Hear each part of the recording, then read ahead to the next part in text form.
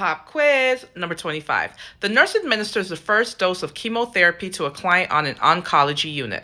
The nurse knows that which of the following activities is appropriate to delegate to the LPN.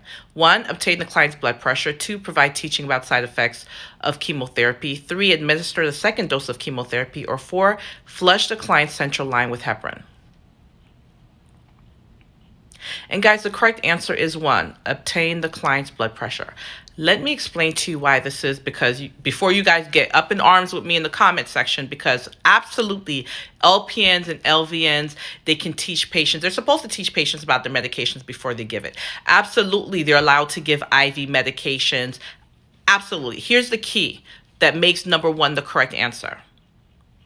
It's a chemo patient. There are certain patients and certain conditions that the RN has to keep. Any patient that's getting a caustic medication, such as chemo medication, the RN has to keep. Any patient that has a central line, the RN has to keep. Any patient that's getting blood transfusion, the RN has to keep. Any patient with a sudden acute change in condition, change for the worse, because obviously if they're getting better, good. But for the worse, the RN has to keep. Discharge planning, the RN has to do. Calling the healthcare provider for DME, the RN has to do. Asking for diagnostic tests such as swallow eval, the RN.